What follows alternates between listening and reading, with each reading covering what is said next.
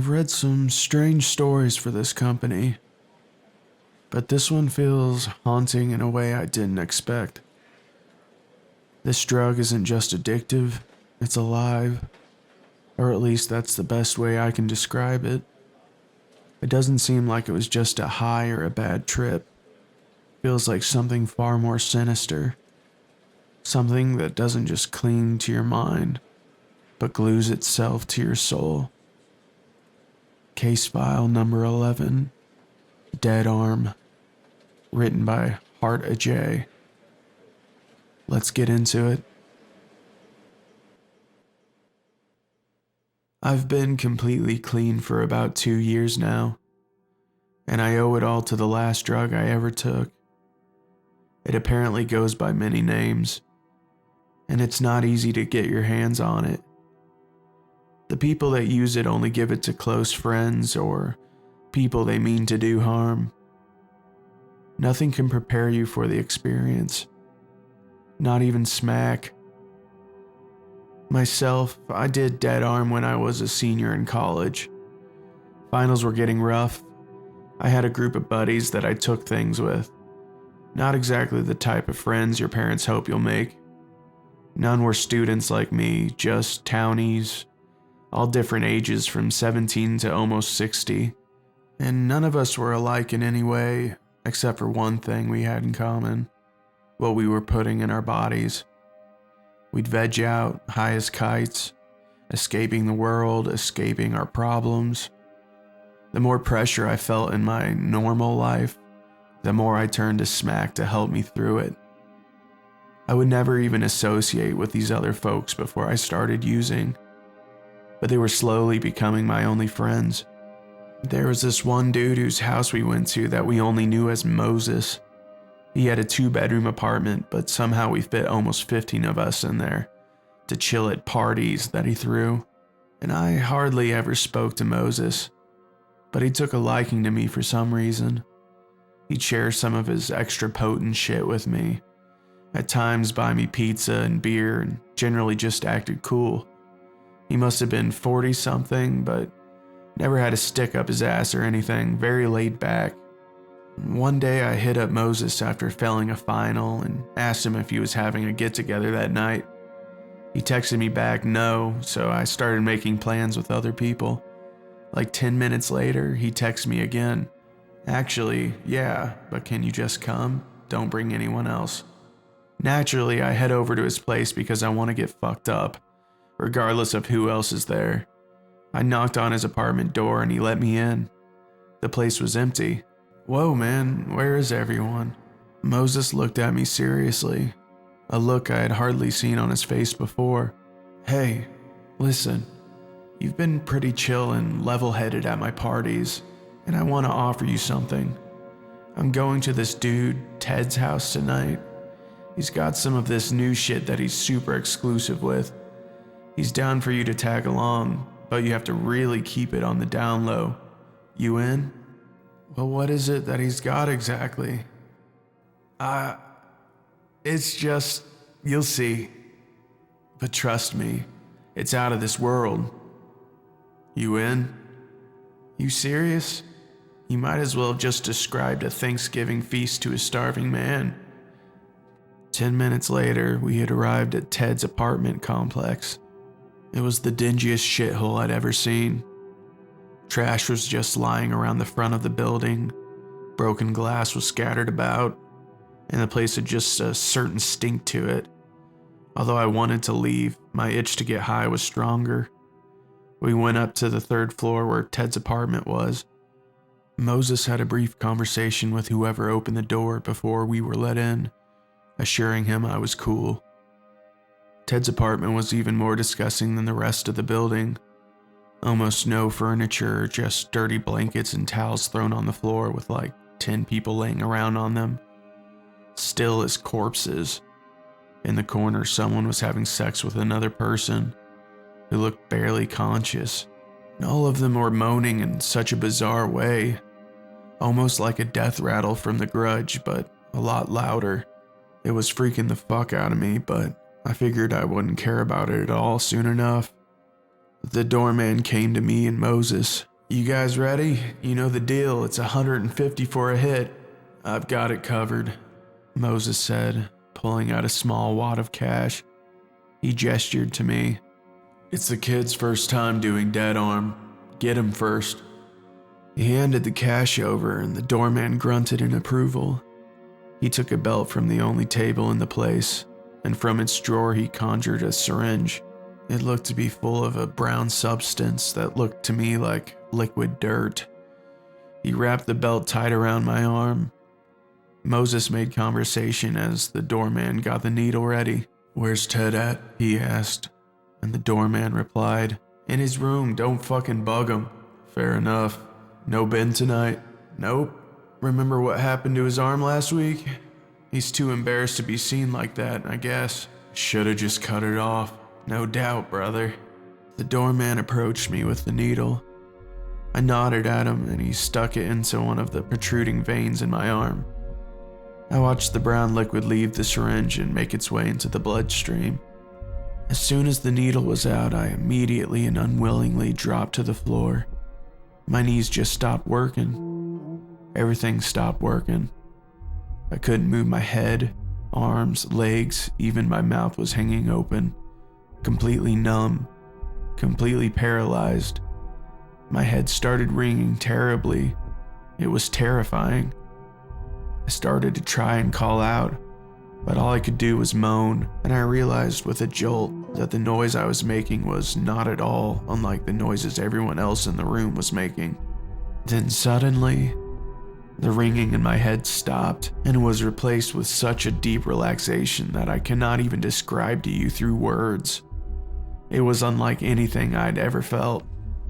Almost otherworldly carelessness. My paralysis suddenly did not matter. My finals did not matter. Nothing mattered. My muscles felt like they were being lightly tugged in every direction. Felt like my body was dissolving into a puddle onto the floor. And it was incredible. Not long after, I saw Moses fall to the floor by my side.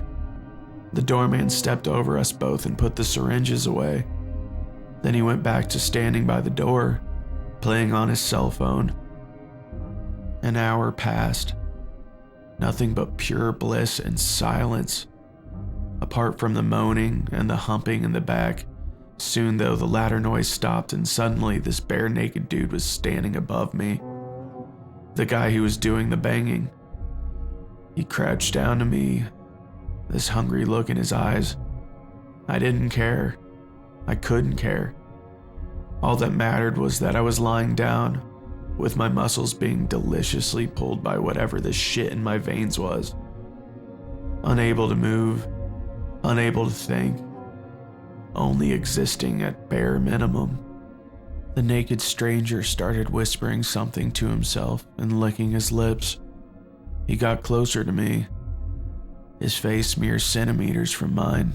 Hey! The doorman yelled. The naked stranger was yanked off me and thrown into the apartment wall. The doorman raised a fist to him threateningly. What the fuck do you think you're doing? You paid for that one in the back, not this one. Come on, man, let me have this, the naked man screamed. Is this gonna be a fucking problem? Do I have to bring Ted in here? I heard the naked man whimper in fear. He shook his head, hustled to grab his clothes, and then ran out of the apartment with them. And still I was on the floor without a care in the world, almost raped by a stranger, and I couldn't be bothered to give the slightest shit. I laid there for an hour. Slowly, I felt myself coming back down to earth a bit, although I still couldn't move or think straight. I started becoming a bit more aware. I wondered how long I would be like this. I wasn't worried about it. It was just genuine curiosity.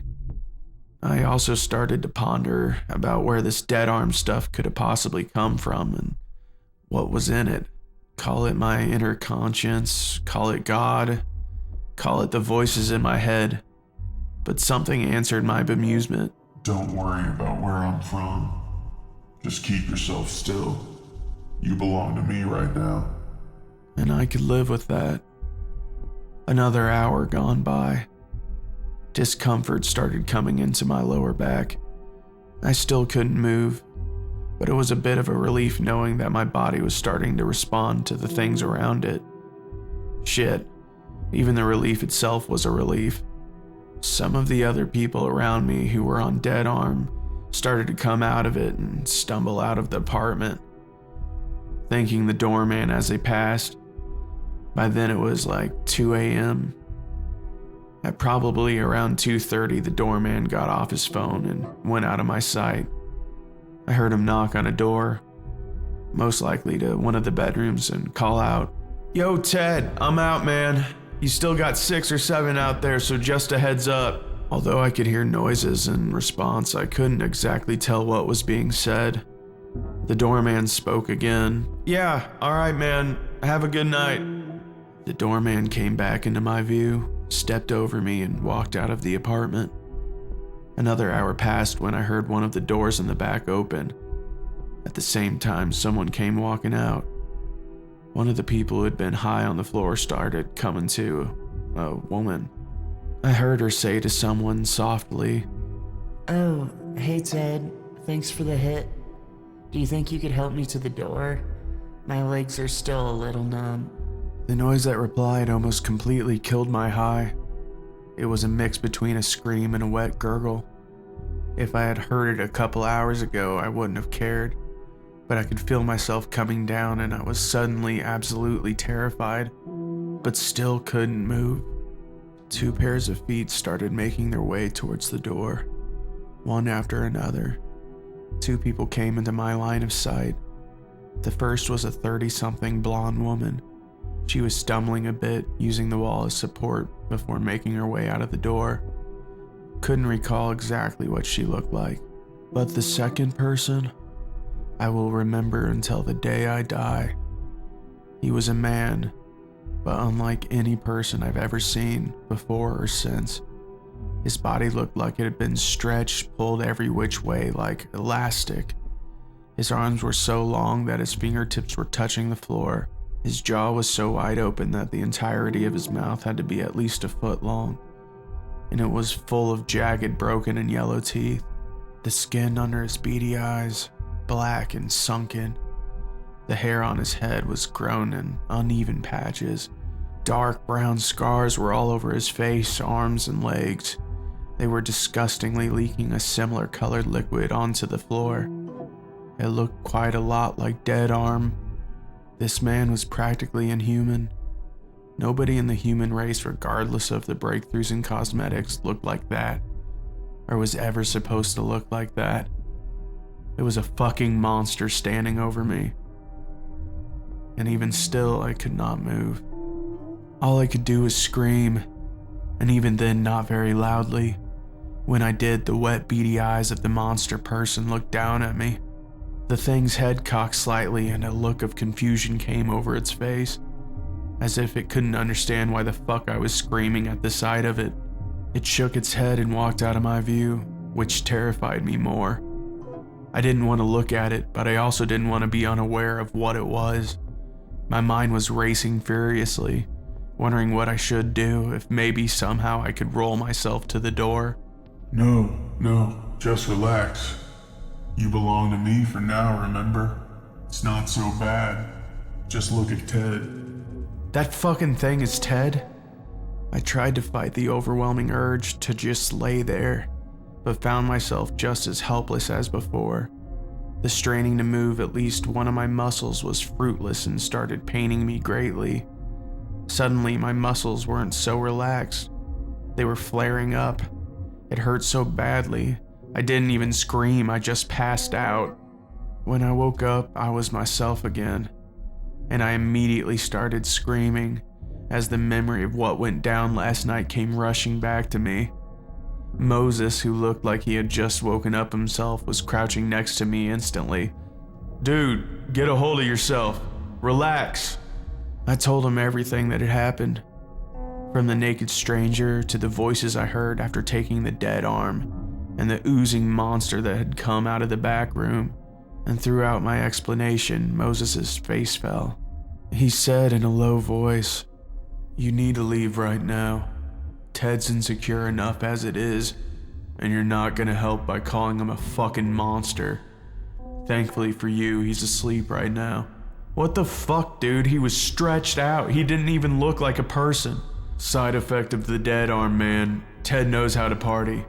Are you fucking telling me that we could end up like that if we keep using this shit? Dude, don't you remember how good it felt? Are you telling me it's not worth it? By the time he finished his sentence, I was already out the door. I got out of the apartment complex and turned my head.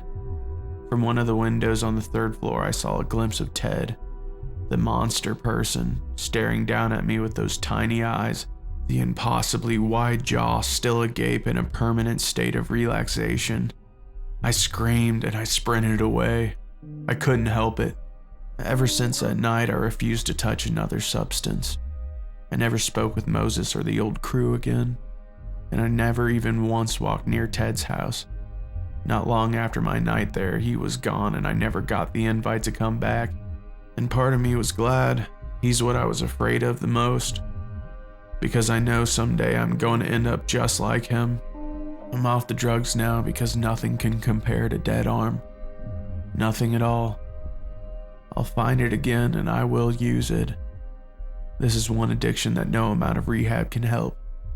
The relaxing helplessness, the stillness of the mind. Oh, and that soothing voice too. I hear it even today, all the time, whispering to me, You're still mine, and I know you'll come back.